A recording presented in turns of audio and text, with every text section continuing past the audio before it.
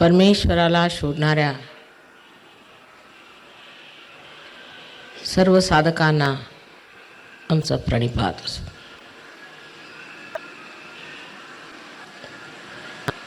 गतवर्षी मी रत्नागिरीला आले होते आणि आपल्याला मी समजावून सांगितलं की मनुष्याची जी चेतना आहे, मनुष्य ज्या स्थितीत आहे आज,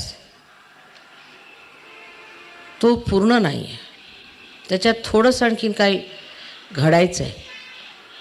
ते घडलं पाहिजे. ते घडल्याशिवाय मनुष्य पूर्ण स्थितीला जाणार नाही. त्यामुळे सर्व हा त्रास आहे. त्यामुळे मानवाला मार्ग सुचत नाही. तो भ्रमित आहे, दुःखात आहे आणि अत्यंत त्रासाने कंटाळून तो हताश होऊन बसलेला आहे. आपल्यातलं काहीतरी कमी आहे. अजून काहीतरी आपल्याला झालं पाहिजे. आपण अमिबाचे मानव झालो, ह्याच्या पुढे आपल्याला काहीतरी झालं पाहिजे. ही प्रेरणासुद्धा आतूनच येते. ही आपल्यात आहे. जर ही प्रेरणा नसती तर आपण देवाकडे गेलो नसतो, देवळामध्ये फिरलो नसतो, तीर्थयात्रा केली नसती, देवाला शोधलं नसतं. काहीतरी आपल्यामध्ये कमी आहे, ही जाणीव आपल्याला आहे. तसंच साधुसंतांनी अवघाची संसार सुखाचा करीन असं जे म्हटलं होतं, त्यात काही सत्य आहे किंवा नाही, त्यामध्ये खरं खोटं काय, किंवा त्यांनी उगीचच आपली काहीतरी दिशाभूल केलेली आहे, हेही पडताळून पाहिलं पाहिजे. भजनात, ध्यानात आपण परमेश्वराला आळवत असतो. ते कशासाठी? एवढा टाहो आपण देवासाठी फोडलेला आहे, तो कशासाठी?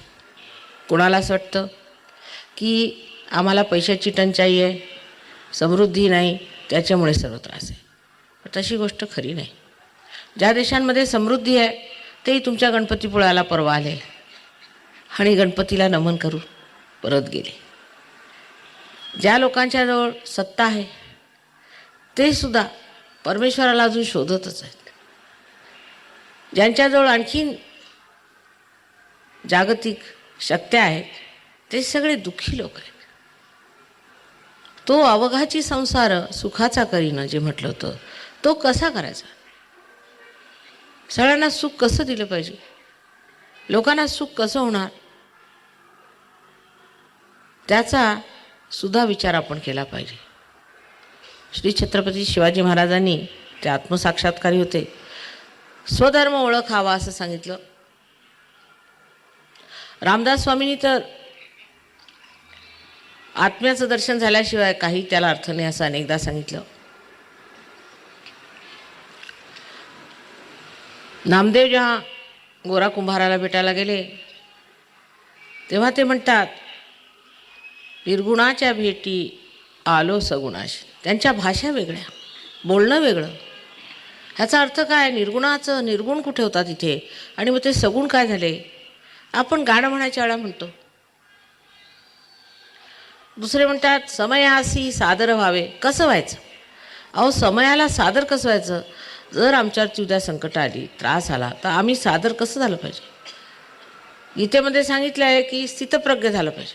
पण कसं व्हायचं? स्थितप्रज्ञ व्हायचं ते बरोबर आहे. सगळ्यांनी जे उपदेश दिले आहेत ते एवढ्यासाठी की आपलं लक्ष कुठे असलं पाहिजे, आत्मबोध झाला पाहिजे, असं आदिशंकराचार्यांनी आपल्याला सांगून ठेवलेलं आहे की आत्मबोधाशिवाय इलाज नाही. पण तो कसा करून घ्यायचा? त्यावर ज्ञानेशांनी स्पष्ट 6व्या अध्यायात लिहिलं आहे की कुंडलिनीचं जागरण झाल्यावरच आत्मसाक्षात्कार होतो. स्पष्ट लिहिलं आहे. पण ते खरे की खोटे? सायंटिस्टचं असं म्हणणं आहे की हे जे लोक परमेश्वर परमेश्वर म्हणतात हे सगळं खोटं आहे. आपल्या देशात असे पुष्कळ शहाणे आहेत जे म्हणतात आमचा परमेश्वरावर विश्वास नाही. तुम्ही परमेश्वर पाहिला आहे का? त्याच्याबद्दल जाणलं आहे का? जर जोपर्यंत तुम्ही रत्नागिरी पाहिली नाही तोपर्यंत रत्नागिरी नावाची जागाच नाही जगामध्ये असं जर म्हटलं तर त्याला तुम्ही हेच म्हणाल की हा मनुष्य उगीचच काहीतरी बडबडतोय. तसंच परमेश्वराविरुद्ध सुद्धा लोक बडबडतात. त्या बडबडण्याला काही अर्थ नाही. एवढंच म्हणता येईल की हे मूढांचं लक्षण आहे. परमेश्वर हा आहे आणि त्याची शक्ती सर्व चराचरामध्ये विचरित आहे. मग असा प्रश्न येतो की जर भारतभूमी ही योगभूमी आहे आणि ह्या ठिकाणी मोठे मोठे संत साधू झाले, ही संतांची भूमी आहे की श्री रामाला सुद्धा पायातल्या वाहना काढून ह्या महाराष्ट्रात यावं लागलं, तेव्हा ह्या महाराष्ट्रामध्ये गरिबी का ऐश्वर्य असायला पाहिजे. तेव्हा श्रीकृष्णाने सांगितलं की योगक्षेम वाहम्यम. श्रीकृष्ण हा म्हणजे गोल फिरून गोष्ट अगदी सांगत असे, कारण असं त्यावेळेला लोकांची अशी स्थिती नव्हती, असे लोक बसून काही लेक्चर ऐकायला तयार नव्हते, म्हणून गोल फिरून सांगायला लागायचं. पण आधी स्पष्ट सांगितलं की योगक्षेम वाहम्यम. आधी योग घे मग तुला क्षेम मिळणार. योग मिळाल्यानंतरच क्षेम मिळणार आहे. तो काही क्षेमयोग असा म्हणाला नाही.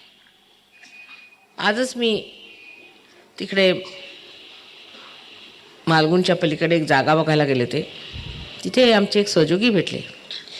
त्याने स्वतःचा एक अनुभव सांगितला की माताजी, मी तुमच्याकडे आलो होतो आणि मी तुम्हाला सांगितलं होतं की आमच्या तिथे फार त्रास आहेत आणि मी लेबर ऑफिसर आहे आणि मला लोक मारायला उठलेत. म्हटलं तुम्ही मुळीच काळजी करू नका, तुम्हाला काहीही होणार, कधीही तुम्हाला कोणी हात लावू शकत नाही. तुम्ही आता सहयोगी आहात, कसलीही काळजी करू नये. कुंडलिनी स्वतःच तुमचं कवच तयार करते. म्हणजे जे तुमच्या चारीकडे जो ज्याला ऑरा म्हणतात किंवा आपली जे पंचमहाभूतांचं जे प्रकाश आहेत त्या प्रकाशावर आवरण असतं तिचं. ती स्वतःच पदर घालते. तुमची स्वतःची आई ही कुंडलिनी ती अशी पाखर घालते की कुणाचा हात येऊ शकत नाही. आणि आजच ते सांगत होते की माताजी 25 माणसं माझ्या ऑफिसमध्ये आले आणि त्यांनी मला भोसकायला सुरुवात केली, माझ्यावरती गोळ्या घातल्या, सगळं केलं, पण मला जरासुद्धा कशाचा हात लागला नाही. कुणाला विश्वास वाटणार नाही.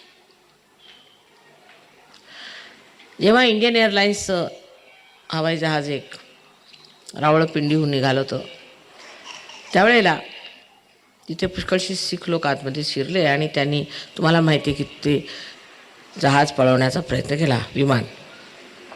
आणि त्या हवाई जहाजामध्ये किंवा असं म्हणता येईल एवढ्या मोठ्या प्लेनमध्ये 3-4 शीख लोक होते फक्त आणि सगळे लोक अगदी गारद झाले. मग त्यांनी शेवटी इंजिनकडे हल्ला केला आणि तिथले एक इंजिनियर आमचे सहयोगी आहेत, ते आता परवा आले होते. तर त्यांनी आतमध्ये जाऊन गोळ्या घातल्या, तर त्याला गोळ्या लागल्या नाही, त्या गोळ्या अशा बाजूनी निघून, 3 गोळ्या घातल्या, 3ही गोळ्या बाजून निघून गेल्या. आणि हातामध्ये त्यांनी कृपाण घेऊन त्याच्या डोक्यावर मारायला सुरुवात केली, तर ते कृपाणसुद्धा असं फिरून गेलं, ते सुद्धा असं बोथट झालं, असं ते मला सांगत होते. आणि अगदी व्यवस्थित आहे तो ग्रस्त. तेव्हा अतिशिष्टपणामुळे म्हणा किंवा स्वतःच्या अहंकारामुळे लोकांचा परमेश्वरावर विश्वास नाही. जर असं आहे तर मग परमेश्वर आमचं भलं का करत नाही? आम्ही देवाचं एवढं नाव घेतलं, एवढी पारायणं केली, हे केली, देवाने आमचं ऐकलं नाही, आम्हाला हा त्रास झाला, तो त्रास झाला.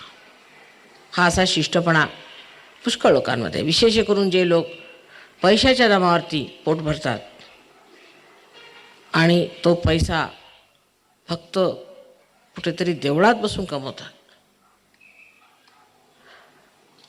अशा लोकांना परमेश्वरावर विश्वास नाही. हे बरोबरच आहे, कारण त्यांना माहिती आहे परमेश्वर आमच्या खिशात आहे.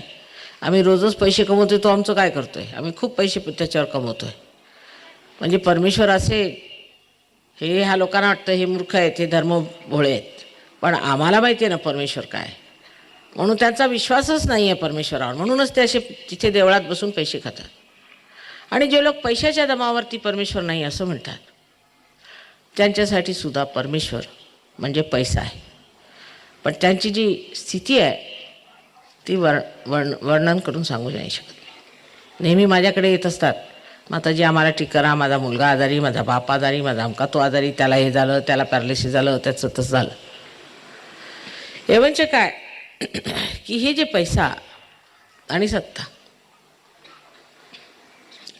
ह्याच्यातून सौख्य मिळणार नाही, तर क्षेम मिळतं. ते परमेश्वराने सांगितलेलं आहे की क्षेम हे योगापासून मिळतं. महायोग म्हणजे काय, त्याच्यावर अनेक लोकांनी गोष्टी काढल्या. विशेषतः बुद्धिजीवी लोकांना पुस्तकात लिहिलेलं आहे ना, ते वाचायचं. आता पातंजली योगशास्त्र म्हणजे एवढं मोठं पुस्तक आहे. त्याच्यामध्ये अष्टांग योग आहेत. त्यापैकी एक यमनियमातला एक एवढासा भाग, एवढासा म्हटलं तर अगदी एवढासाच भाग तो आहे. त्याच्यामध्ये व्यायाम सांगितलेला आहे. तो व्यायामसुद्धा योगाच्या अधिकरणात काही अर्थ नाही. कारण ज्या वेळेला कुंडलिनीवर चढते तेव्हा तुम्हाला कळतं की कोणत्या चक्रामध्ये, कोणत्या भागामध्ये त्रास आहे आणि त्या भागाला कसं नीट करायचं. त्यावेळेला जो एक विशेष व्यायाम करायचा आहे तो केला पाहिजे. म्हणजे आपलं जर समजा विशुद्धी चक्र जे इथे आहे ते खराब झालं, तर आपण पोटाचे चक्रांवरती काम करून उपयोगाचं काय. तर आपल्यामध्ये जे नाही ते काय, तो म्हणजे स्वधर्म. स्वचा धर्म आपल्यामध्ये आलेला नाही. आपल्यामध्ये धार्मिकता आहे, संतुलन आहे. पुष्कळशे लोक अत्यंत चांगले आहेत, परमेश्वराला मानतात, परमेश्वराच्या चरणी लीन आहेत, पण अजून स्वचा धर्म त्यांच्यात आला नाही. म्हणजे कनेक्शन लागलेलं नाही. जसं ह्याचं कनेक्शन लागलं पाहिजे तसंच आपला अजून परमेश्वराशी संबंध जोडलेला नाही. ज्याला आपण म्हणतो योग घटित झाला नाही, तो घडवला पाहिजे. त्याच्यासाठी आता पुष्कळ लोकांनी दुकानं काढलीत. आम्ही कुंडलिनी जागरणाला तुम्हाला 500 रुपये द्या म्हणजे करू. आता सांगायचं म्हणजे असं की आपल्याला सगळं काही पैशातच समजतं, तेही आहे. पण जे मेलेलं आहे तेच तुम्ही पैशाने विकत घेऊ शकता. जिवंत असं काही घेऊ शकता का तुम्ही पैशाने? समजा उद्या तुम्हाला एक बी रोपायचं असलं तर तुम्ही किती पैसे या जमिनीला देणार की बा तू आमचं हे एवढे 500 रुपये घे आणि हे बी रोपून काढ. त्या पृथ्वीला काही समजतं का? काही समजत नाही. तसंच हे जिवंत कार्य, परमेश्वर हा जिवंत शक्तीचा स्रोत आहे. हे जिवंत कार्य. आता ह्या जिवंतपणाला लक्ष दिलं पाहिजे तुम्ही. की तुम्हाला म्हणतात की तुम्ही अमिबापासून माणसं झालात, तुम्ही किती पैसे मोजले त्यासाठी? जे काही जिवंत कार्य आहे त्याच्यासाठी पैसे मोजता येत नाही, त्याच्यासाठी फालतू मेहनत करायला नको. जिवंत कार्यासाठी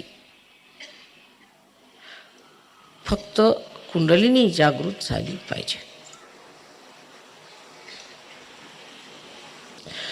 ती कशी जागृत करून घ्यायची? परत हा प्रश्न येतो, माताजी ती कशी जागृत करून घ्यायची? तुम्ही बी कसं रोपून घेता? अहो ते अगदी सोपं काम आहे. हे काय विचारता तुम्ही? ह्या पृथ्वी तत्वामध्ये ही शक्ती आहे की त्याच्यात जर तुम्ही थोडंसं बी घालून आणि पाणी जरासं ओतलं की ते आपोआप रोपलं जातं, आपोआप. हे आपल्याला समजतं. तसंच मी जर म्हटलं की कुंडलिनी ही आपोआप वर येते, फक्त अशा कोणी व्यक्ती समोर यायला पाहिजे की ज्यांच्यामध्ये ही शक्ती आहे. जर ही शक्ती त्या माणसात असली तर कुंडलिनी जागृत होते. आता अहंकारी माणसाचं डोकं, म्हणजे इंग्लंडमध्ये वगैरे फार अहंकारी लोक आहेत, तर ते मला म्हणाले पण तुम्हीच का करायचं माताजी? म्हटलं तुम्ही करा, मला फार आनंद होईल. तुम्ही ते बसा आणि सगळ्यांची कुंडलिनी जागृत करा. तुम्हाला येईल तुम्ही करा, आम्हाला काही हरकत नाही. एवढं तुम्हाला राग येण्याचं कारण काय झालं? आम्ही तुमचं भलं करायला आलो, ते तुमच्याकडनं पैसे घेतले नाही, काही नाही, तुम्हाला काही त्रास द्यायला आलो नाही. तुमचं जे आहे, तुझं आहे, तुझं पाशी, ते तुम्हाला द्यायला आम्ही आलो. त्यात एवढा वाद कशाला पाहिजे?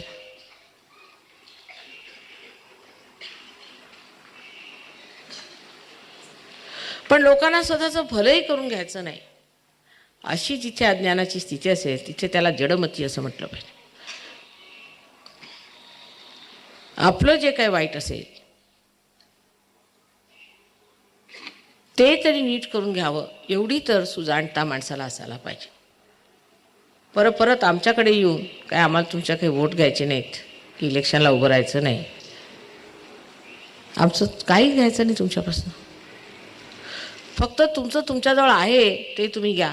संतांनी तुमच्यापासून काय घेतलं आजपर्यंत? कोणत्या संतांनी तुमच्यापासून काय घेतलेलं आहे का? विचार करा. तुम्ही कोणत्याही संताला काय दिलं का? काही दिलं नाही. पण ते तुमचं भलं चिंतित असत, तुम्हाला भलं काय ते सांगत असत, चांगुलपणा काय ते सांगत होतं. त्यासाठी तुम्ही त्यांना मारझोड केली, त्रास दिला. त्या इंद्रायणी नदीमध्ये तुम्ही येऊन त्यांच्या पोथ्या घातल्या.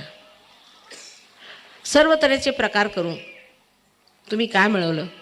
त्यांनी तुमचं काय वाईट केलं होतं बरं? तर मनुष्याची बुद्धी ही सुद्धा थोडीशी शुद्ध असायला पाहिजे. आता जे हे म्हणतात की फॉरेनचे लोक आले आमच्याकडे, पुष्कळ शिकलेले लोक आहेत, त्याच्यामध्ये बॅरिस्टर्स होते, डॉक्टर्स होते, आर्किटेक्ट्स होते, ते सगळीकडे जाऊन आले. आपल्या इथून पुष्कळसे असे अगुरू गेलेले, ज्यांनी पैसे बनवले, मोटारी विकत घेतल्या, रोल्स रॉयस घेतल्या, अमकं घेतलं तमकं घेतलं. पण त्यांची बुद्धी कुशाग्र आहे आपल्या मनाने आणि शुद्ध बुद्धी झालेली. कारण जर म्हणतात ना की सोन्याला जर अग्नीत घातलं तर ते तापून स्वच्छ होतं, तसंच त्यांच्या बुद्धीला अगदी स्वच्छता आलेली आहे. त्यामुळे सगळं स्पष्ट दिसतं की परमेश्वर मिळवण्यासाठी पैसे देता येत नाहीत, बुद्धीने लढवून येणार नाही, कोणतं पुस्तक वाचून येणार नाही, पण काहीतरी आपल्यामध्ये घटित झालं पाहिजे. जे जिवंत कार्य आहे ते झालं पाहिजे, तरच आपल्याला आत्मबोध होणार आहे. आपली बुद्धी मात्र तेवढी कुशाग्र नाही. एकतर अतिशहाणे मी सांगितले आपल्याला शिष्ट माणसं, ते तर काय ऐकायलाच तयार नसतात. भाषण सुरू झालं की उठून जायला सुरुवात, इतका वेळ येऊन बसले राहतील. दुसरे भाषण ऐकण्यापुरते येतात. मग त्यातले अर्धे खूप टीका वगैरे करून आपलं मनाचं समाधान करून घेतात की आम्ही फार शहाणे आहोत, वा वा वा वा. त्यातले काही माताजींचं दर्शन झालं, पुष्कळ झालं. अहो दर्शनाला देवळं आहेत, मी काहीतरी विशेष द्यायला आले, ते घेऊन जा की.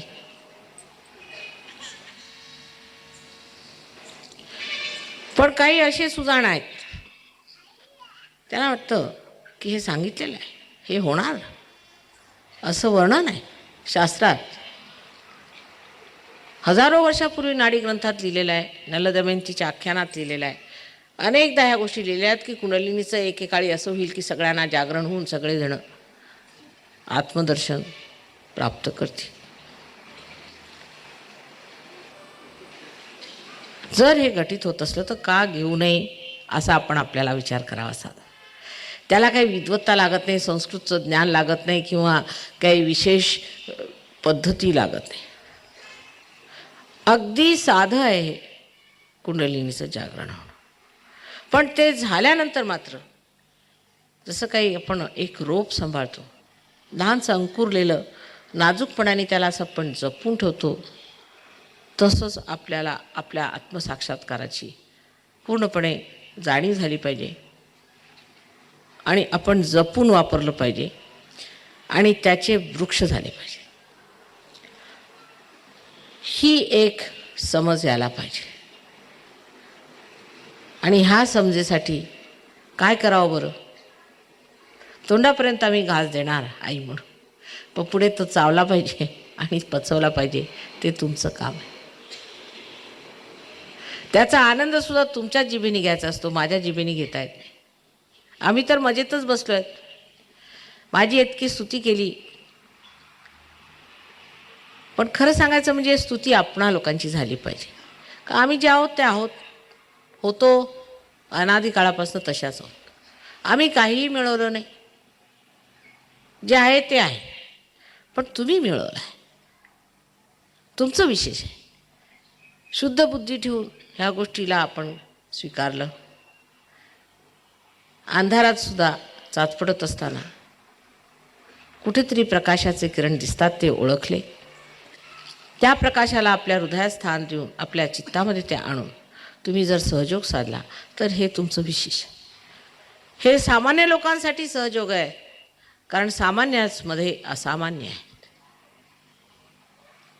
शिष्ट लोकांसाठी नाही, अति जे स्वतःला शहाणे समजतात त्यांच्यासाठी तर मुळीच नाही, किंवा जे अत्यंत स्वतःला श्रीमंत आणि फार मालदार लोक समजतात, जे परमेश्वर नाही म्हणून असं ठोकून सांगतात, त्यांच्यासाठी नाही. पण जे खरे नास्तिक आहेत त्यांना सुद्धा सहयोग म्हणू शकतो. खरे नास्तिक म्हणजे ज्यांनी हे बघितलं की धर्मवेडे लोक आहेत, देवळात जातात तिथे बघतात की भटजी लोक पैसे घेत आहेत, दुसरीकडे जातात बघतात की गुरु लोक फसवत आहेत, त्याच्यापासून जे परावृत्त होऊन परमेश्वरापासून दूर हटलेले आहेत त्याच्यात काही हरकत नाही, कारण त्यांनी खोटेपणा बघितला म्हणून ते हटले, पण सत्यापासून दूर झालेले नाही. अशा लोकांनाही सहयोग फार लवकर साधता येतो. पण जे लोक दुष्ट स्वभावाचे आहेत, ज्यांनी दुसऱ्यांना अत्यंत त्रास दिला, आता उद्या तुम्ही म्हणाल की हिटलरला माताजी तुम्ही आत्मसाक्षात्कार द्या, तुम्ही कसा देणार बरं? त्यांनी हजारो लोकांना मारून टाकलं काहीही कारण नसता. हा आत्मा जागृत झाल्याशिवाय काहीही विश्वाच्या गोष्टी करणं, शांतीच्या गोष्टी करणं, प्रेमाच्या गोष्टी करणं निव्वळ थोतांड आहे. त्याला काही अर्थ नाही. तुम्हाला आम्हाला शांतीने राहायला पाहिजे, कसं राहणार? शांतीचा जो स्रोत असा जो आत्मा आहे, जोपर्यंत तो तुमच्या चित्तात येणार नाही तोपर्यंत आम्ही शांतीने राहिलं पाहिजे. कसं राहणार? त्याचा जर झरा तिथे नाही, आता असं झालं की इथे पाण्याचा एक थेंबही नाही आम्ही पोहलं पाहिजे, कुठे ह्या जमिनीवर पोहणार का तुम्ही?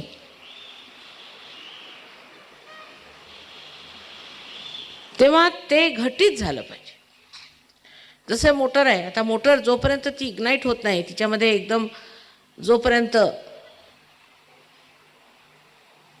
शक्तीचा प्रवाह सुरू होत नाही तोपर्यंत तिला जर तुम्ही ढकलली तर ती काय मोटर चाललेली आहे, किंवा तिची चाकं फिरवली तर ती काय मोटर चालत आहे का? ते आपल्यामध्ये घटित झालं पाहिजे. दिसायला विषय फार मोठा दिसतो, माताजी काय सांगता तुम्ही, आम्ही सर्वसाधारण बोळी लोक. अहो तुम्हीच पहिल्यांदा पार होणार. त्या मालगुणला ह्याच्यापेक्षा 10 पट जास्त लोक होते, तुम्हाला आश्चर्य वाटेल. जितकं जितकं शहराजवळ जावं तितकी माणसं कमी होत जातात. म्हणून यांना वाटलं असेल की रत्नागिरीला किती माणसं येतील म्हणून ह्यानी काय अंतरलं नाही. पण आज जर समजा मालगुणला असतं तर सगळे जमिनीवर बसले असले. काय मी सुद्धा बसते जमिनीवर, तेच काय ठेवलेलं आहे त्याचं काय महत्त्व आहे एवढं? अहो ही पृथ्वी म्हणजे इतकी महान आहे की तिच्यावर श्रीरामसुद्धा, सीतासुद्धा आणि लक्ष्मण पायातल्या वाहना काढून निघालेत.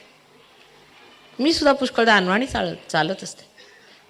एवढी चैतन्यमय ही पृथ्वी असल्यावरती त्याच्यात बसून आपल्याला काय फरक पडणार आहे? पण अजून ती स्थिती आलेली नाही. म्हणून तुम्ही असं करा तसं करा असं मी काहीही सांगत नाही. सर्व तऱ्हेची मुलं असतात.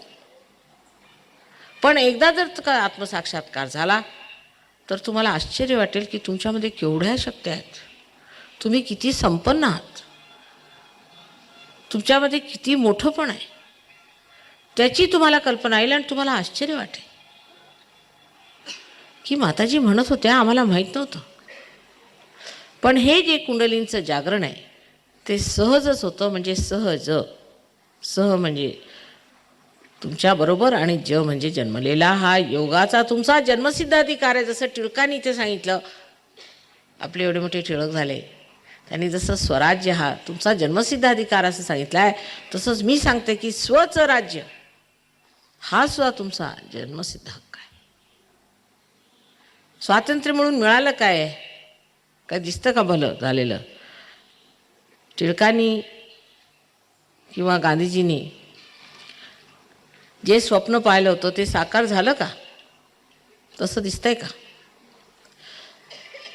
जिथे पहा तिथे लोक सांगतात माताजी पैसे खाल्ल्याशिवाय काम करत नाहीत लोक. आता पैसे जेवणाच्या ऐवजी आता जेवण जास्त झाल्यामुळे आता पैसे खात आहेत. ऐकावं तेवढं थोडं. या देशात आलं म्हणजे असं वाटतं की आम्ही गांधीजींच्या बरोबर होतो.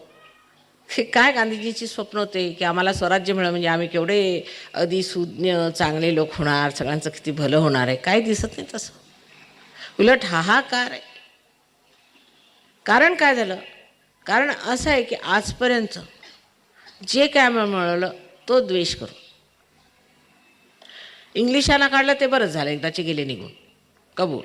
त्यांना काढलं ते नको होते इथे, कारण ते आपल्यावरती जबरदस्ती जुलूम करत होते.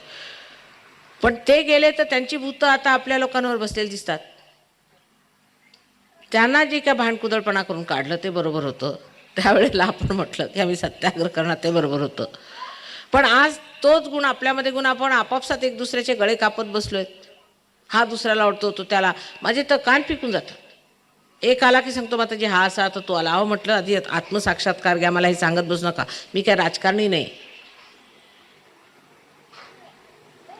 अशा म्हणजे अगदी निम्न स्तरातल्या गोष्टीत जर आपल्याला राहायचं असलं तर हाही विचार केला पाहिजे की टिळकांनी किंवा लाला लजपतरायांनी, गांधीजींनी, आगरकरांनी कोणत्या विचारांनी एवढं सामाजिक कार्य केलं होतं, राजकीय कार्य केलं होतं.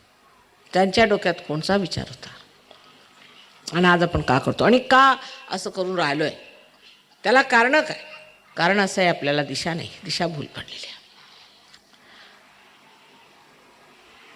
आज जर गांधीजी असते, शास्त्रीजी असते, तर आपल्या देशाने दुसरा मार्ग घेतला असता हे मला माहिती आहे. ज्या होडीतून आपण तुफानामध्ये, ज्या होडीतून आपण एक नदीला पार करून येतो, ती होडी आपण डोक्यावर घेऊन नाही चालत, ती तिथे सोडून देतो.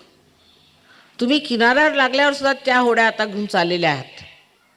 त्यावेळेला जे तुम्ही भांडलात ते भांडण अजून तुमचं आपापसात चालू आहे आणि ती इतक्या पराकोटीला गेलेलं आहे की ह्यानंतर किती लोक ह्या हिंदुस्थानात टिकणार आहे हे समजत नाही मला. तेव्हा ही वेळ फार आणीबाणीची आहे. ह्या वेळेला तुम्ही जर असा विचार केला की आता आम्हाला स्वातंत्र्य मिळालं म्हणजे आम्ही आता बेछूट झालो, कसे वागलं तरी चालेल. इतकी दारू आपल्या देशात कधी लोक पित नसत जितकी आजकाल पितात. आम्ही तर जन्मात कधी दारू कशी असते ती पाहिली नाही. इतक्या बाळबोध घराण्यातले आम्ही लोक होतो, आम्हाला माहीत असतं दारू काय असतं ते. नोकर चाकर सुद्धा आमच्या घरी कधी दारू पित नसत. पण आजकाल जिथे पहा तिथे दारू. त्याला कारण काय? कारण एकच आहे की आपण बेछूट झालो.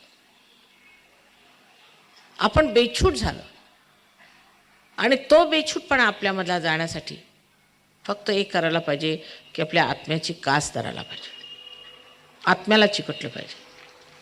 आणि त्याची सर्व व्यवस्था परमेश्वराने अत्यंत उत्तम आपल्यामध्ये करून ठेवलेली आहे. तुम्ही काहीही धंदे केले असतील, काहीही केलं असेल, कसेही वागले असा, पण ती कुंडलिनी मात्र अगदी सूक्ष्मामध्ये अगदी बसलेली आहे, त्रिकोणाकार असते. म्हणजे ती जशीच्या तशी व्यवस्थित बसलेली आहे. तिला काही तुम्ही हात घालू शकला नाही, कारण ती बनवलंच असं आहे, कलशासारखी आहे. ती पाठीच्या कणामध्ये ज्याला आपण माकडहाड म्हणतो त्याच्यात तिला लपून ठेवलेली आहे. आता काय करायचं ते करा.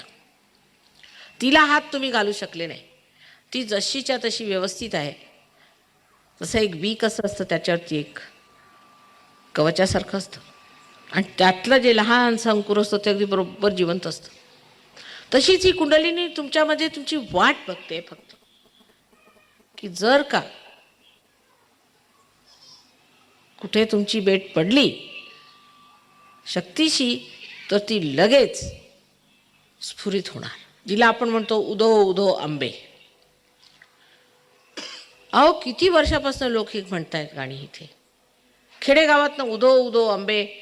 त्या कोल्हापुरात महालक्ष्मीच्या देवळामध्ये जाऊन आपण म्हणतो उदो उदो आंबे. त्याचा काय अर्थ लोकांना माहिती आहे का? कोणी सांगितलं तरी आहे का? महालक्ष्मी म्हणजे सुषुम्ना नाडी आहे, मध्य. आणि तिथून आंबेचं म्हणणं म्हणजे ती म्हणजे शुद्ध इच्छा आहे. आंबा ही महाकाली.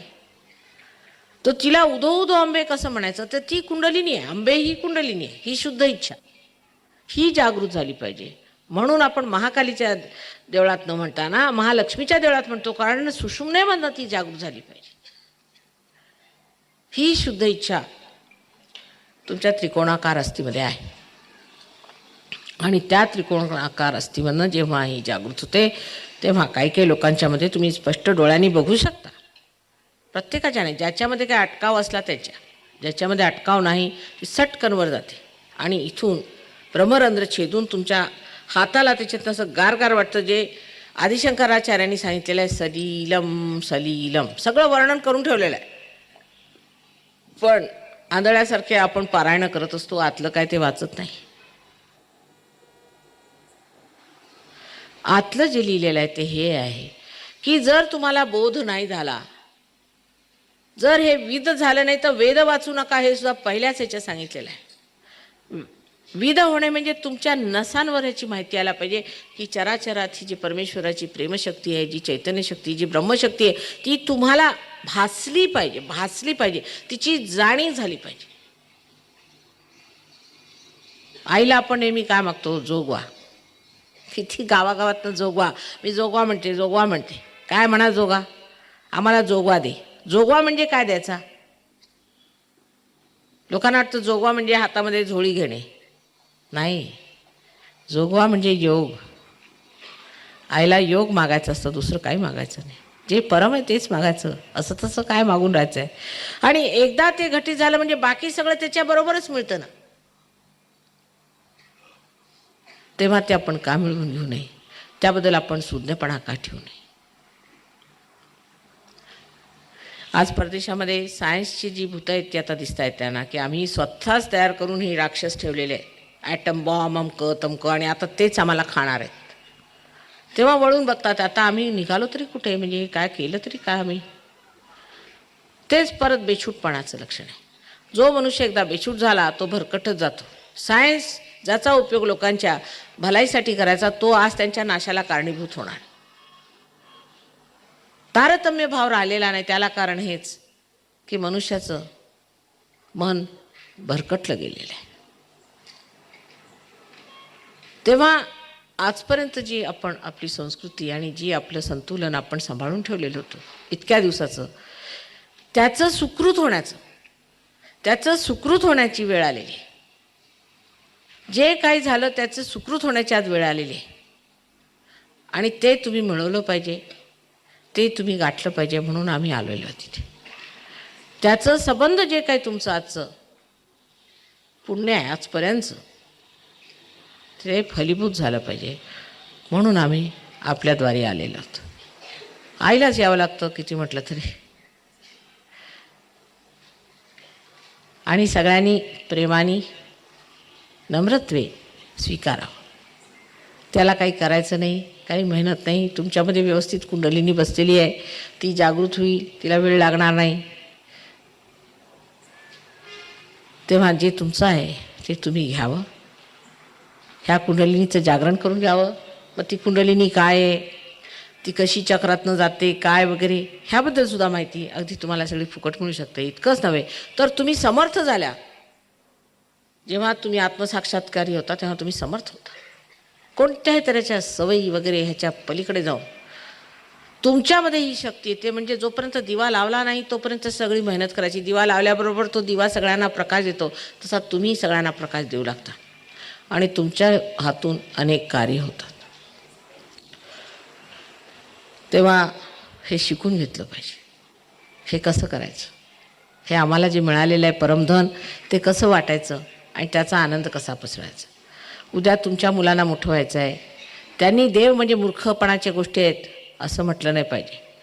परत असं म्हणून वाममार्गाला गेलं नाही पाहिजे, हाही एक विचार ठेवला पाहिजे. या वेळेला सर्व दृष्टीने आपल्या देशाला हितकारी एकच गोष्ट आहे, म्हणजे आत्मसाक्षात्कार. आणि जोपर्यंत आत्मसाक्षात्कार होणार नाही, बाकीच्या बाह्य कोणत्याही गोष्टींनी लोकांचं भलं होणार नाही आहे. तेव्हा जे पराशक्तीचं,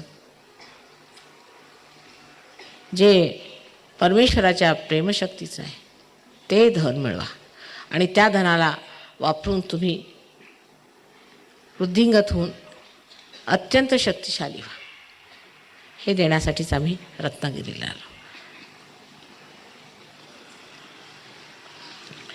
आता जर एखादा प्रश्न असला तर विचारलेला बरा, कारण नंतर मग आपल्याकडे एक हिंदुस्थानात एक पद्धत असते की कुणी मनुष्य घरात आला की त्याच्या तोंडासमोर तोंडफुजेपणा करतो. वा वा वा वा वा वा. तो गेल्याबरोबर त्याची पाळमुळं खणू लागतो आणि शेवटी हातात काय लागतं ते माहीत नाही. तर तसं करायचं नाही. तुम्ही प्रश्न विचारायचे असते तर माझ्यासमोर विचारा. मी गेल्यानंतर काहीतरी हे झालं ते झालं. परवा अंगापूरला आम्ही गेलो होतो, तिथे काही लोकांनी असं ठेवलं की माताजींच्या अंगावर बॉम्बगोळा टाकला. म्हणजे आम्ही पाहिलं नाही काही असं झालेलं वगैरे, स्वप्नात असं काही झालेलं नाही. म्हणजे काहीतरी, कारण त्यांना असं वाटलं त्यांच्या पोटावर पाय येतो की काय माताजींच्या बोलण्यामुळे.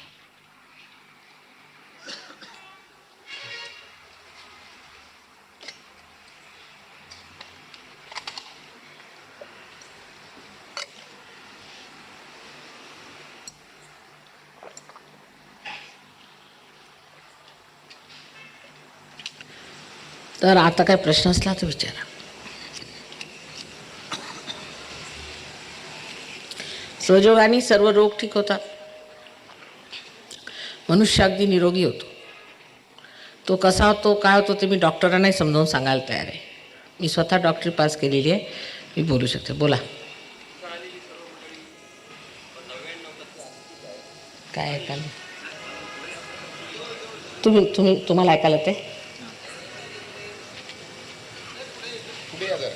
हां जरा पुढे काही प्रश्नाला रेलेव्हन्स असायला पाहिजे.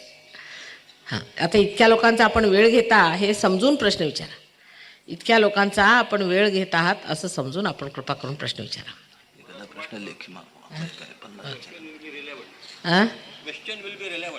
हां सर प्लीज प्लीज. आपण इथं जे आता सांगितलं आलेली मंडळी काहीतरी मार्गदर्शन आपल्याकडून व्हावं म्हणून आली. हो आपण सांगितलं की कुंडलीने जागृत करून हो केला पाहिजे. बरं मुद्दा असा आहे की हे आम्हाला शिकवणार कोण? मी आता आपण प्रश्न बरोबर विचारला म्हणजे साधक आहेत फार मोठे. हे नक्की बसा आपण मी सांगते बसा. यांनी जो प्रश्न विचारला खरोखर एका साधकाचा प्रश्न आणि ऐकून मला अत्यानंद झाला की आता मी जे सांगितलं ते करणार कोण? मी करणार.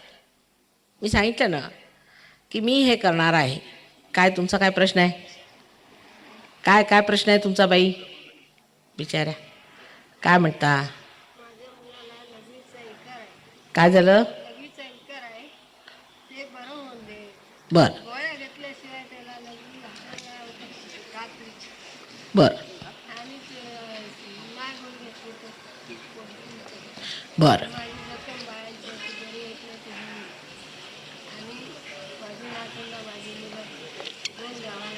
बरं तुम्ही असं करा सगळं लिहून घेऊन या बरं का.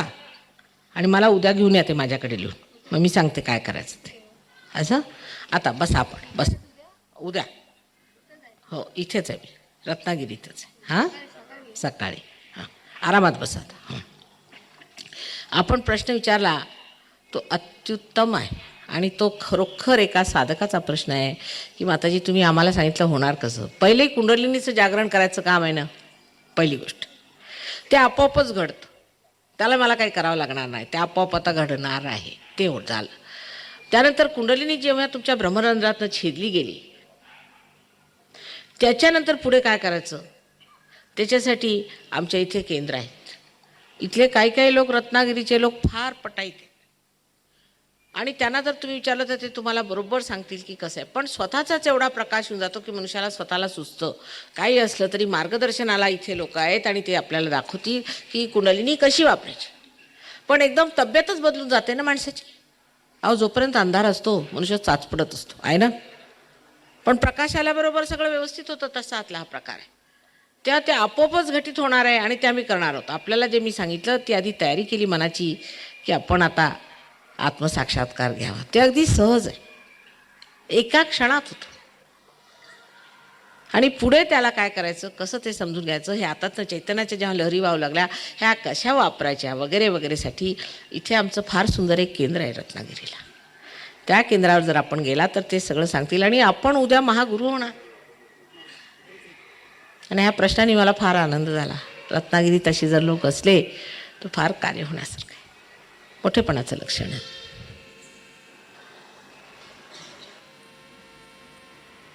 आता आणखी नाही का प्रश्न एखादा? आत्ता आम्ही तो कार्यक्रम करणार आहे आत्ता ह्याच वेळी. पण आता थोडं बसून घ्या महाराज. वाटलं त्या घोंगड्या इथे अंथरून द्या बा त्यांच्यासाठी. मी बसते अशीच इथे समोर. थोड्या घोंगड्या अंथरून द्या. थोड्या घोंगड्या अंथरून द्या. नको मला ते थोड्याशा घोंगड्या जर अंथरल्या ना तर लोक खाली बसते. हां काय बेटा इकडे पुढे पुढे पुढे पुढे. मला ऐकायला येत नाही तिथून. हां पुढे हो.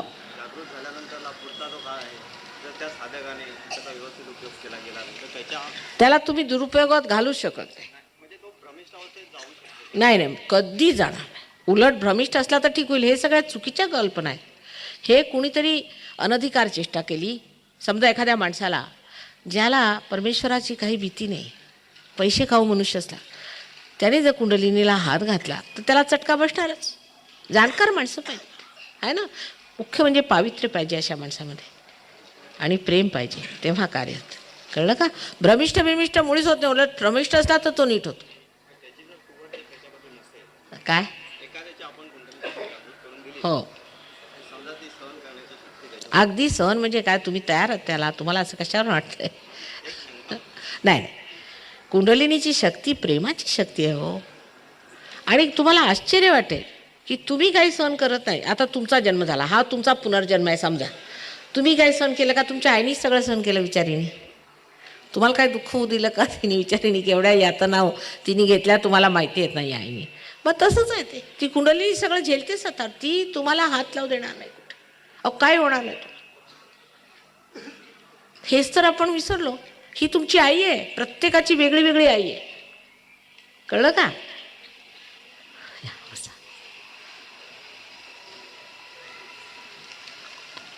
अहो एवढे एवढी पुस्तकं मी पाहिली, त्याच्यात लिहिलं की लोकांची कुंडलिनी जागृत झाली म्हणजे ते बेडकासारखे उडतात. म्हटलं असं का? अहो खरंच, एक गृहस्थ माझ्याकडे असे दोन्ही पाय करून असे तुमच्या कोल्हापुरातच बसले होते, एवढी गर्दी होती. तर लोकांचं असं नाही, माताजींच्याकडे पाय नाही करायचे, कमीत कमी एवढं तुम्हाला समजलं पाहिजे. ते पण नाही हो, मी असा मांडी घालून बसलो की बेडकासारखा उडतो. तर मला येऊन सांगायला आले, माताजी माझी कुंडलिनी जागृत झाली आहे, जर मी मांडी घालून बसलो तर बेडकासारखा उडतो. म्हटलं कुणी सांगितलं तुम्हाला? म्हणे आमच्या गुरूंनी. असं का? ते दाखवलं त्यांनी पुस्तक, तुम्ही आश्चर्यचकित झाले.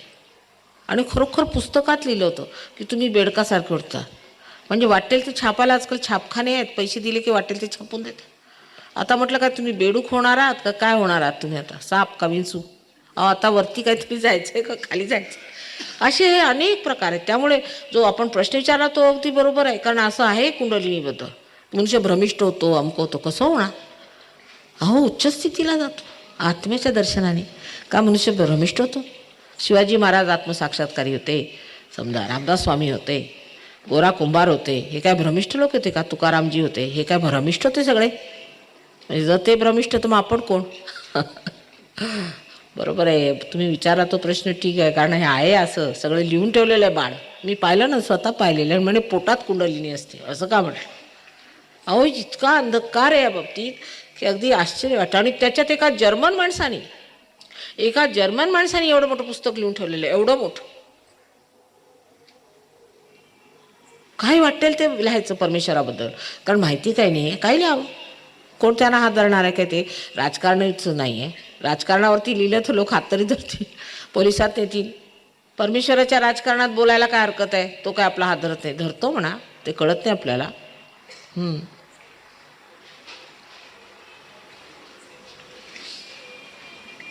तुमची शंका अगदी बरोबर आहे. आणि इथे तर नाही, पण विलायतेत तर इतकं जास्त पसरवलं आहे की कुंडलिनीला अगदी करा. आपल्याकडे सुद्धा बघा की जी एवढी सुंदर ज्ञानेश्वरी लिहून ठेवलेली, त्याच्या सांगितलं 6वा अध्याय वाचायचा नाही आपण. कारण कुंडलिनीचं जागरण येत नाही तेव्हा वाचूच नका तुम्ही. बाकी तुम्ही आपल्या दिंड्या घालत बसा. काय ते दिंड्या घालायचे का? ज्यांनी लिहिली ते ज्ञानेश्वराने. अनवाणी उन्हात चालत असत, तुम्ही मात्र दिंड्या घालत बसा.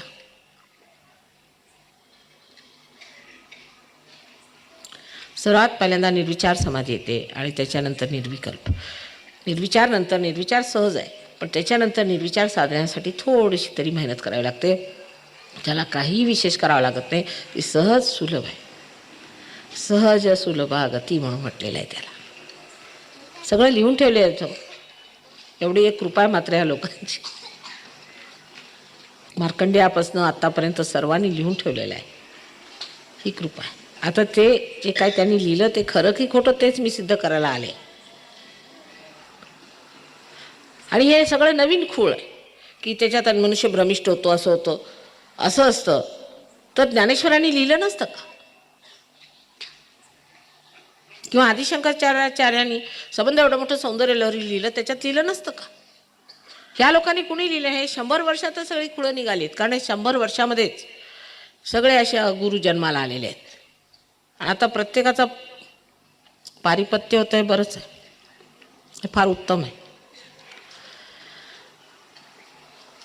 बरं, आता आपण सहयोगाप्रमाणे ती साधी गोष्ट जी करायची ती म्हणजे आत्मसाक्षात्कार घेऊया. तिच्यामध्ये सर्वप्रथम जी जाणीव होते ती अशी डोक्यातनं कुंडलिनी निघताना अशी जाणीव होते. त्याच्यानंतर आपल्या बोटांमधनं सगळीकडे ती शक्ती अशी थंड थंड अशी वाऱ्याची झुळूक आल्यासारखी वाटते. ही सुरुवात. डोळ्यामध्ये चमक येते, कांती आपली नरम होऊन जाते, आणखी तोंडावर एकतरीचं तेज येतं. ही सुरुवात. तब्येती सुधारतात, हळूहळू सर्व तऱ्हेचं सुख समाधान लाभतं आणि अरिष्ट संकट सगळी टळून जातात. काय काय होतं ते सांगायला सुद्धा कमीत कमी अजून 10 लेक्चर्स पाहिजेत. तेव्हा तुम्हीच अनुभवा आणि मजेत राहावं. आणि मग मला पत्र येतात, आम्ही माताजी आनंदाच्या सागरात पोहत आहोत. नुसतं पोहत राहायचं. बरं, आता इकडे आपण मग बसता का महाराज? बसा ना, बसा. बसायला काय लागतं? बसा. हे इथे अंथरून द्या त्यांच्या गोदड्या. उभे राहू नका, उभं नाही. या इकडे ह्या गोदड्या घ्या ना तुम्ही, अंथरून घ्या. बसा समोर, या. हे घ्या, ह्या घोंगड्या घेऊन बांधून घ्या.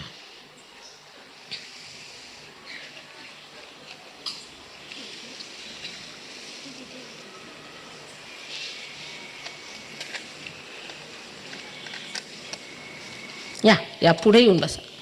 बसून या मुलांना तुम्ही पण बसा इथे समोर. समोर येऊन बसा. घेऊन घ्या आता. या पुढे बसा. बसून आणखीन काय अंतरायचं? हे अंतरून घ्या. अंतरून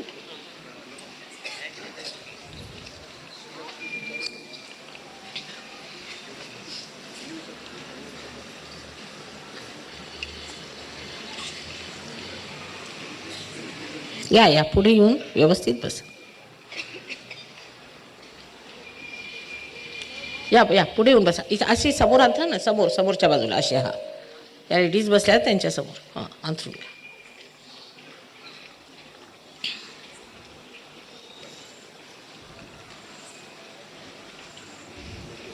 आता यांना बसायचं असलं इथे येऊन बसू शकतात. खाली बसले असतील तर समोर.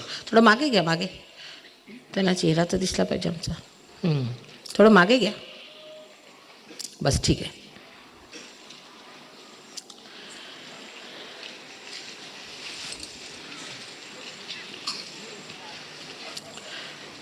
ह्या मुलांना सांगा इकडे येऊन बसा बेटा. हे कोण वर्तमानपत्रकार आहेत का?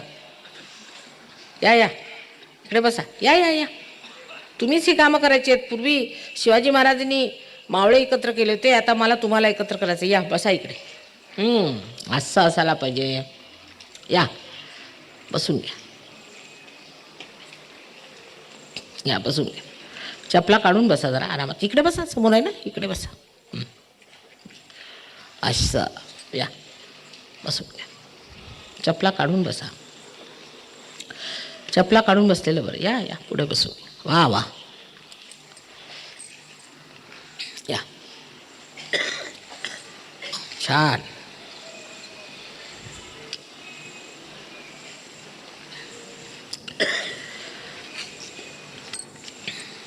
आता फक्त आपल्याला माहिती आहे की चपला बिपला घालून बसलं नाही पाहिजे. पवित्र कार्य आहे, चपला काढून बसायचं बस, दुसरं काय नाही. आणखी दुसरं असं की आईचं कार्य आहे तर आईसमोर आपण काय टोपी घालत नाही आणि ब्रह्मरंध्र छेदायचं आहे तर टोपी काढून घ्यावी.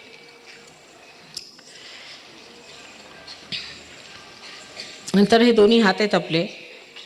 या दोन्ही हातांना हे जे 5 बोटं आहेत आणि 6 आणि 7 अशी 7 चक्र आहेत डावीकडची.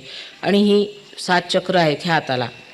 5, 6 आणि 7 ही 7 चक्र आणि ही 7 चक्र अशी मिळून एकंदर 14 चक्र झाली. पण ती मिळून अशी मध्ये अशी 7 चक्र आहेत.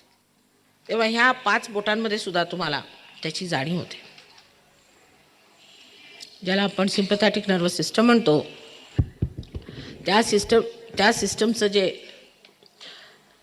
जड स्वरूप आहे ते आम्ही मेडिकलमध्ये जाणतो. पण त्याचं जे सूक्ष्म स्वरूप आहे ते सहयोगामध्ये त्याला आम्ही एकीला इडा आणि एकीला पिंगला नाडी असं म्हणतो. आणि मधोमध जी सुषुम्ना नाडी आहे तिचं मात्र सूक्ष्म स्वरूप जरी 3.5 आवरणात आहे आणि मध्य नाडीला तिला ब्रह्मनाडी असं म्हणतात. त्याच्यातनं ही कुंडलिनी अशी जागृत होते आणि वर जाऊन असं ब्रह्मरंध्र छेदन होतं. ह्याला जड भाषेमध्ये पॅरासिम्पॅथॅटिक नर्वस सिस्टम असं म्हणतात. आता हे दोन्ही हात असे करायचे, साधे, काही करायचं नाही, साधे असे हात करा.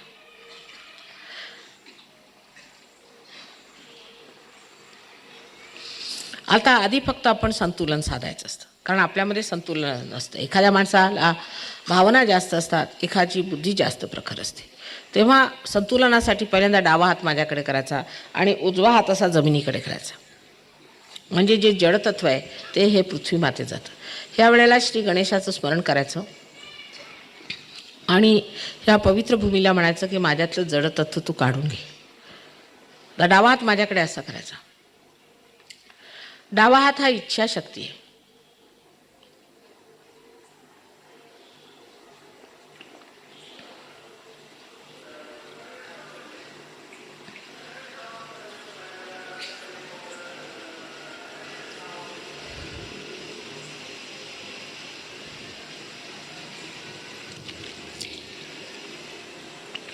आता उजवा हात माझ्याकडे करायचा आणि ही क्रियाशक्ती, आपल्या क्रियामुळे जे काय आपल्यामध्ये अहंकार आदी हे जे अवशेष राहिले असतील ते काढण्यासाठी ह्याला आकाशाकडे लक्ष, आकाश तत्व आहे.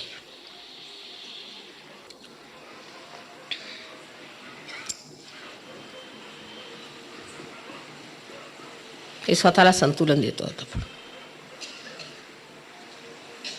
आता तुम्ही स्वतःची कुंडलिनी कशी जागृत करायची ते मी तुम्हाला सांगणार आहे.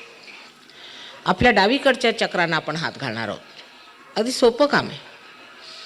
नंतर डोळे मिटावे लागतील म्हणून आधीच मी सांगते. पहिल्यांदा हात हृदयावर ठेवायचा. तिथे आत्म्याचं स्थान आहे.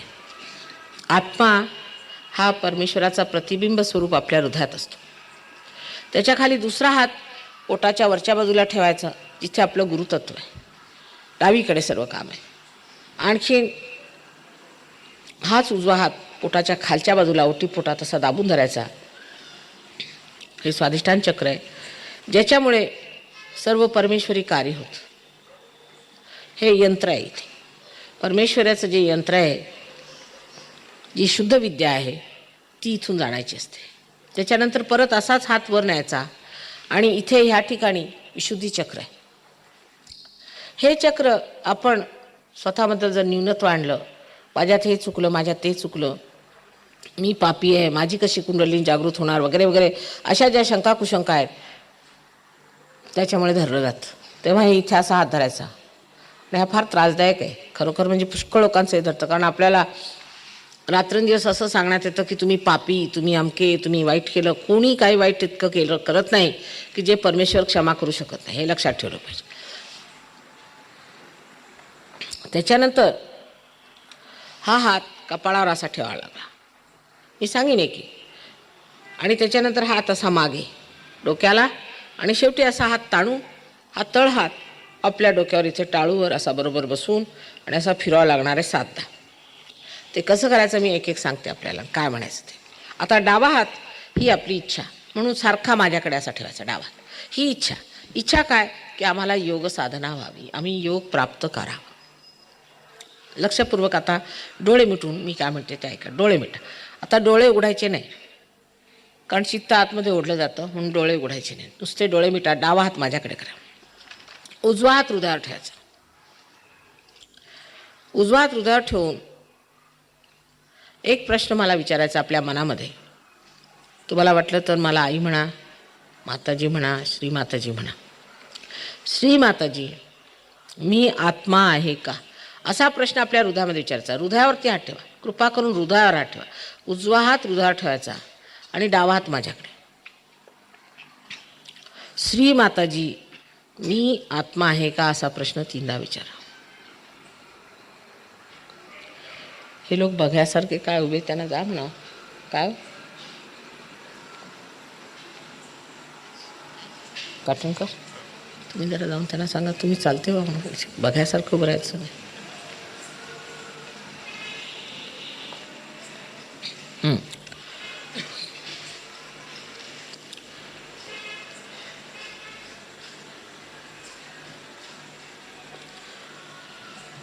आता जर तुम्ही आत्मा आहात तर आत्माच तुमचा गुरु आहे. मग गुरु नको, तुमचा आत्मा हाच तुमचा गुरु आहे आणि सर्व गुरूंमध्ये तोच आत्मा प्रकाशित असतो, म्हणून ते तुमचे गुरु, आणि तो तुमच्यात प्रकाशला म्हणजे तुम्ही तुमचे गुरु झाला. तर हा उजवा हात परत डावीकडेच पोटाच्या वरच्या बाजूला दाबून धरायचा, डावा हात माझ्याचकडे राहू द्यायचा, डोळे मिटून ठेवायचे. तर ह्याच्याबरोबरीने दुसरा प्रश्न असा येतो की श्री माताजी, मी माझा गुरु आहे का, मी स्वतःचा गुरु आहे का, मी स्वयंचा गुरु आहे का, असा प्रश्न तीनदा विचारा. पोटावरती डावीकडे, पोटावर डावीकडे हात ठेवायचा, उजवा हात. कृपा करून नीटपणे ऐकून तसं मी सांगते तसं करा. डावीकडे पोटावर हात दाबून धरायचा वरच्या बाजूला आणि डावा हात माझ्याकडे, आणि प्रश्न करायचा, माताजी मी स्वयंचा गुरु आहे का.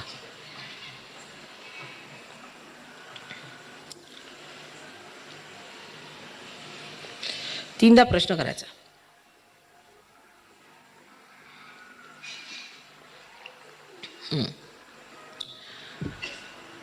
आता हा उजवा हात ओटीपोटावर डावीकडे परत दाबून धरायचा, डावीकडे. सगळं काम आपण डावीकडे करतोय. हे स्वाधिष्ठान चक्र आहे. इथे तुम्हाला शुद्ध विद्या कार्यान्वित होते. पण एक गोष्ट आहे, मी आपल्यावरती जबरदस्ती करू शकत नाही. आपलं स्वातंत्र्य हे मुख्य आहे, कारण जर स्वतंत्र मिळवायचं असलं तर ते संपूर्ण स्वातंत्र्य आहे. म्हणून त्यासाठी तुमचं स्वातंत्र्य मी हिरावून घेऊ शकत नाही. तर आपल्याला म्हणावं लागेल की माताजी मला शुद्ध विद्या द्यावी. तर श्री माताजी मला कृपा करून शुद्ध विद्या द्यावी, शुद्ध विद्या द्यावी, असं आपण म्हणावं लागेल आपल्याला. आणखीन ते 6दा म्हटलं पाहिजे, कारण ह्या चक्राला 6 कळ्या आहेत, पाकळ्या आहेत. आपण कृपा करून मला शुद्ध विद्या द्यावी असं म्हटल्यानंतर 6दा म्हटल्यानंतर कुंडलिनीची हालचाल सुरू होते.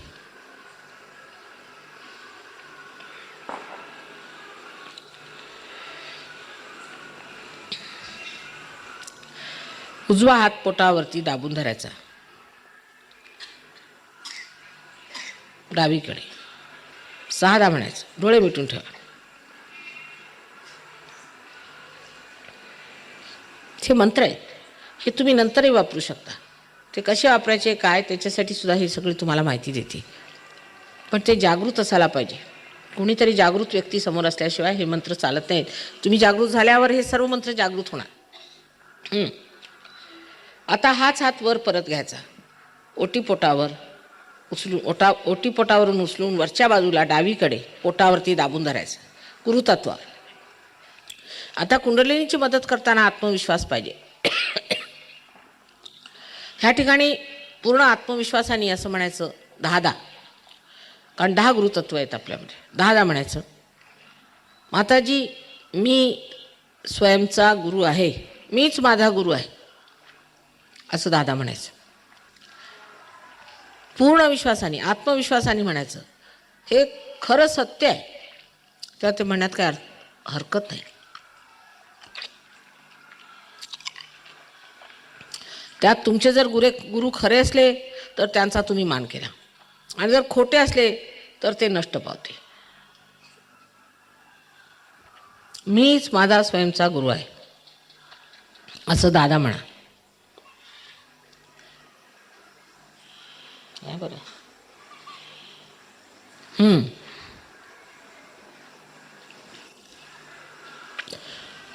आपल्याबद्दल कोणची पण न्यूनत्वाची भावना ठेवायची नाही. तुम्ही सर्व परमेश्वराचे मंदिर आहात, फक्त दिवा पाजळला पाहिजे. आता हा हात हृदयावर परत ठेवायचा, पण डोळे उघडू नये. हृदयावर परत ठेवायचा हा हात, डोळे मुळीच उघडू नका, कारण कुंडलिनी ही जेव्हा चढते तेव्हा ती चित्त आतमध्ये ओढते. कृपा करून डोळे उघडायचे नाही.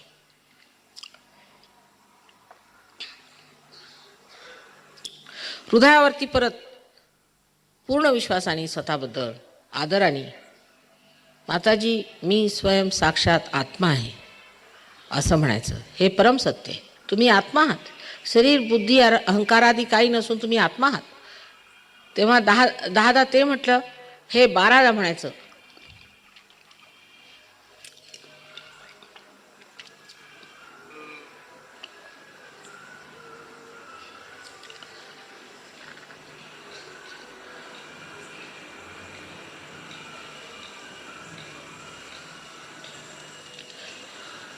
माताजी मी आत्मा आहे असं 12दा म्हणायचं पूर्ण विश्वासाने.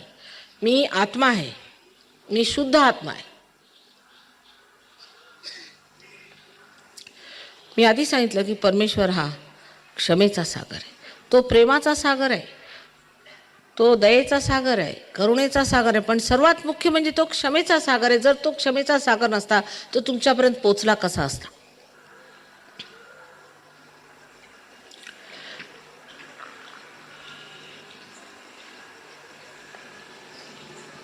तेव्हा तुम्ही स्वतःला क्षमा केली पाहिजे, पूर्णपणे स्वतःला क्षमा करून. आता हा उजवा हात मानेच्या आणि खांद्याच्या मध्ये जो कोण आहे त्याच्यामध्ये मागच्या बाजूला असा दाबून धरा, समोरून. मी जसं दाखवलं होतं, समोरून समोरून पुढून घ्या, पुढून पुढून पुढून हात घेणे, पुढून घेणे. हां, जोरात धरायचं, फार जास्त पकड आहे याला. ह्या ठिकाणी हे श्रीकृष्णाचं स्थान आहे, सगळी त्याला लीला आहे.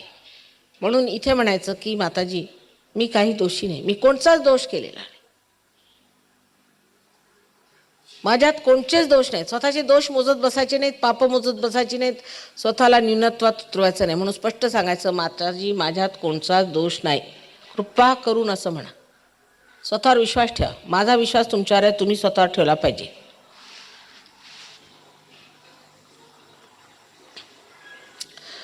मी कोणतीही चूक केली नाही, माझ्यात कोणताच दोष नाही आहे. कारण जे झालं गेलं ते ह्या वेळेला बघायचं नसतं. ह्या वर्तमान काळातला हा क्षण तुमच्या आयुष्यातला सगळ्यात मुख्याचा आहे, म्हणून तिकडे लक्ष द्यायचं नाही, त्याचं महत्त्व ठेवायचं. बाकी सगळं झालं गेलं विसरून जा.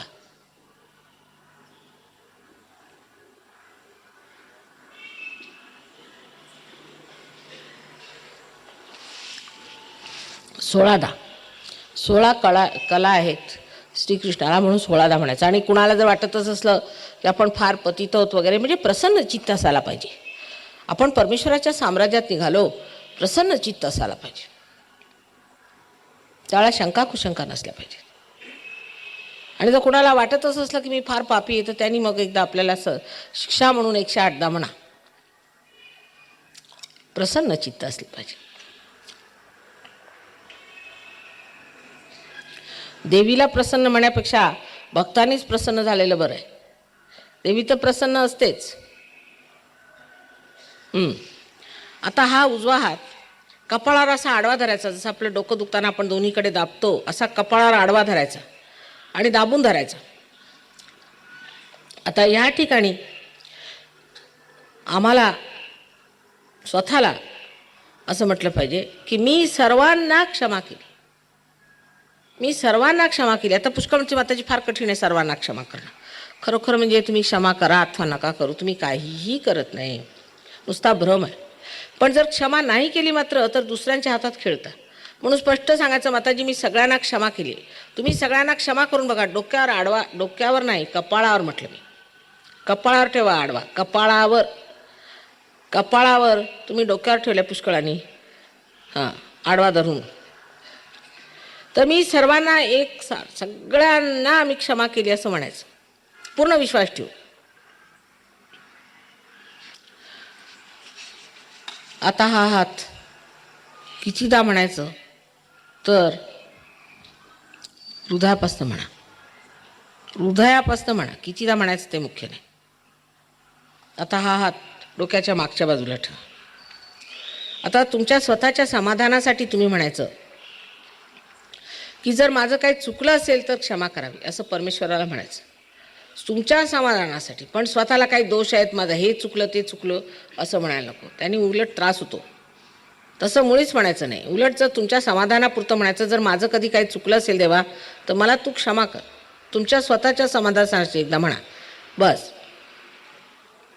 स्वतःचे दोष काढत बसायचे नाही. डोक्याच्या मागच्या बाजूला असं धरायचं.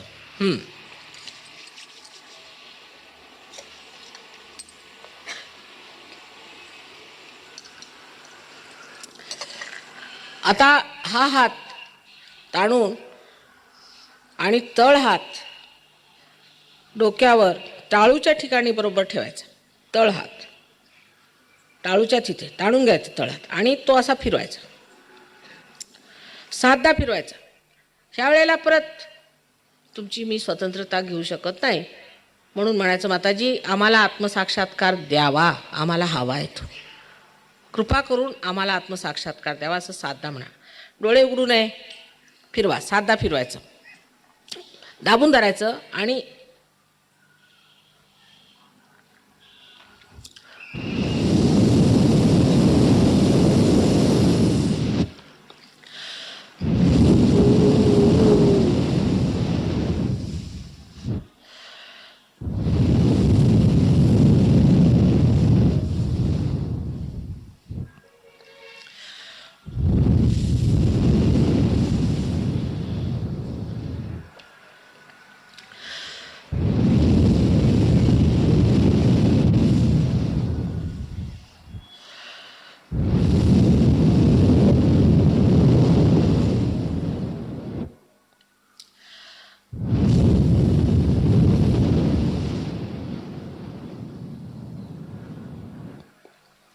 हा हात हळूच आता खाली घ्यायचा, हळूच. आता हळूहळू डोळे उघडायचे, माझ्याकडे बघायचं, विचार करायचा नाही, विचार करायचा नाही. डावा हात डोक्यावर घ्यायचा, बघा गार येते का, गार येते का बघायचं. 4 इंच तरी वर घ्या, 4-5 इंच असं बघा, थोडं वर घेऊन बघायचं. डावा हात, उजवा हात माझ्याकडे, उजवा हात माझ्याकडे, डाव्या हाताने उजवा हात माझ्याकडे करा, उजवा हात डाव्या हाताने बघायचं, असा हात ठेवायचा. बघा येते का गार डोक्यातनं, जरा वर बघा. पुष्कळांचं फार जोरात निघतं तर वर येतं, असं फिरून बघा, विचार करायचा नाही. आता निर्विचारिता स्थापित झालेली आहे. आता हा हात करून बघा, डावा हात. येतंय, थोडं वर घ्या, थोडं वर. हां, आता तुमच्या डोक्यातनं निघतंय, तुम्ही स्वतःला सर्टिफिकेट द्यायचं, आम्ही काय देणार नाही. निर्विचारिता आली आणि एकदम शांत स्वस्थ वाटेल. बघा आता दोन्ही हात असे आकाशाकडे करून आणि डोकं असं मागे करून एक प्रश्न करायचा की ही जी आहे ही परमेश्वरी शक्ती आहे का, ही चैतन्य शक्ती आहे का, ही ब्रह्मशक्ती आहे का, ही परमेश्वराची प्रेमशक्ती आहे का, असं 3दा प्रश्न विचार. दोन्ही हात असे वर करून.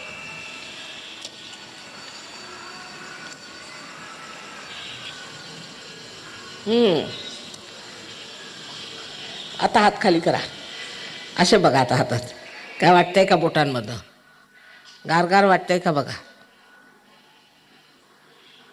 मुलांना वाटणार पहिल्यांदा, त्यांना पटकन वाटतंय.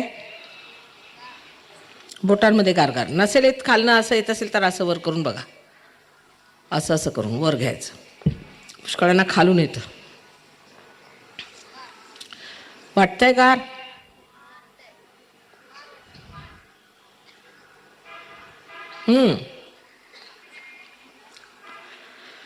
आता ज्या ज्या लोकांना डोक्यातनं गार वाटलं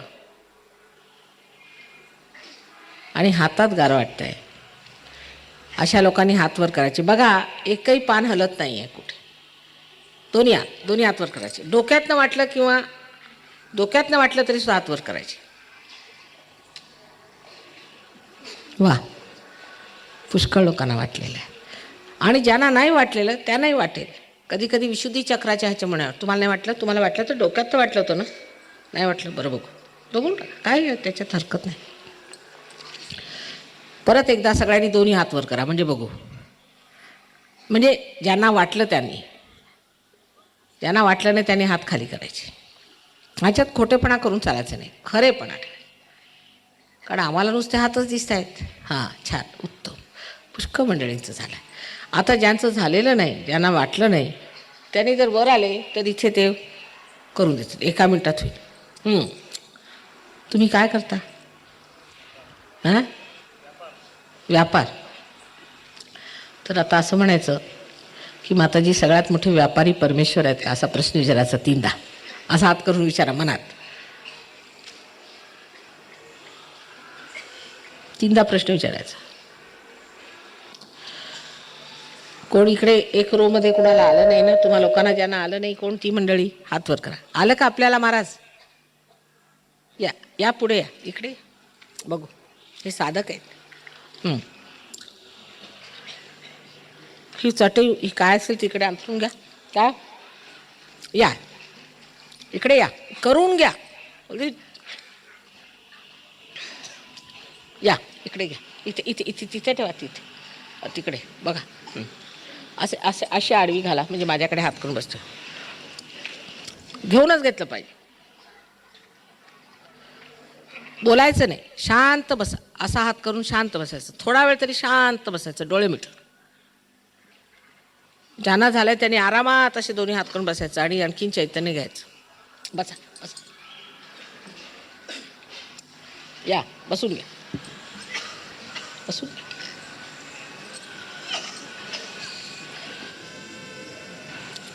ही आणखीन ही अंथरून घ्या ना, ही पण विचारे बसून घ्या काही लोकांना. हां बघा बरं. हां अगदी नाही, आरामात बसा. तसं आवळून बसायचं नाही. अगदी साधं आसन घ्यायचं, साधं शिवासन, शवासन ज्याला म्हणतं. असं पसरून बसायचं, पसरून बस, आराम. आवळून बसायचं. कोणतंच टेन्शन नसलं पाहिजे. ह्याच्यावर बसा, ह्याच्यावर बसा, ह्याच्यावर बसलं चालेल. या या पुढे. हां या. Can you see them Kamala.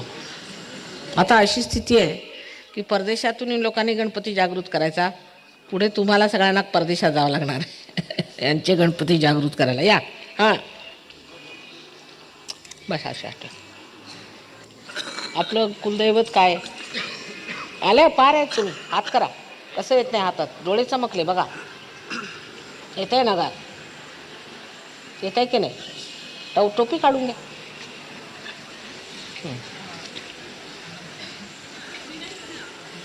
येत आहे बघा, हातात गार येते की नाही?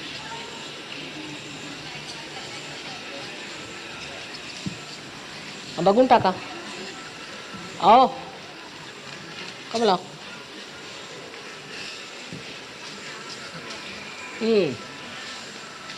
येत आहे की नाही? नाही येत, वाटतंय ना. डोळे चमकले, अगदी डोळ्यामध्ये अशीच चमक आहे. आलं ना? हां तू आपल्याला आलं, आलं ना?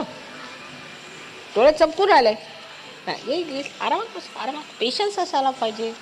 Must have patience with your self is the point. हां बरं, आपण उठा तिघं जण. आता बघू त्या लोकांना एकानंतर एक. हां त्या पुढे. आता ते वर्तमानपत्र 2 मिनटं ठेवा एकीकडे. हां सगळे वाईटच न्यूज असते, काही चांगली न्यूज येतच नाही ते लोक. हां या बसा बसा. Can you see this gentleman, this gentleman, this ची कॅन यू सी दॅट? गाव या इकडे. बाकी मंडळी कुठे? सहयोगी या. आओ जवान, सहयोगी मंडळींना बोलवा. आता सगळेजण तिकडे गेले ना, पण या बघा, तुम्हीच करू शकता. या या या. सहयोगी पुष्कळ मंडळी आहेत.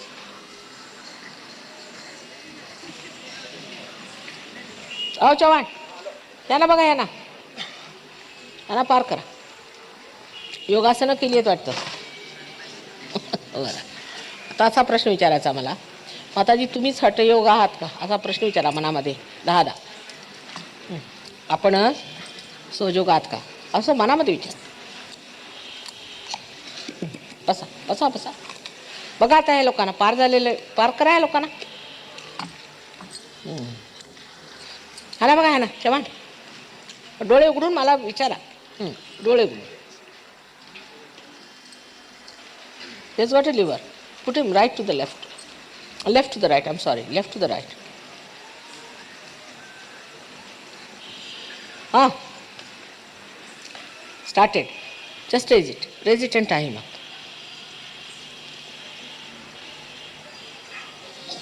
ही कुंडलिनी अशी बांधून राहिली. ह्या हातामध्ये वाहत आहे ना, ती अशी वर नेऊन अशी कुंडलिनी अशी बांधून घ्यायची. आता जे लोक पार झाले त्यांनी सुद्धा अशी अशी उचलून जर बांधून घेतली तर ती नेहमी 3दा बांधायची. 1 आणि 2 आणि 3. परत उचलायची अशी खालून, अशी अशी उचलत जायची, ती वर येते. अशी अशी वर उचलत यायची अशी आणि बांधून घ्या. ज्यांचे पार झाले त्यांनी सुद्धा बांधायला पाहिजे. ती खाली घसरते कधी कधी. 2 आणि 3 अशी निर्गाठ बांधायची. परत 3दा करून घ्यायचं की म्हणजे पक्की बसली पाहिजे, परत घसरली नाही पाहिजे. खसरते ती खाली, जिथे जिथे त्रास असेल तिथं परत चांगला हलवून व्यवस्थित आता बांधा. 1, परत 2 आणि परत 3. आता बघा, आता व्यवस्थित सुरू होणार.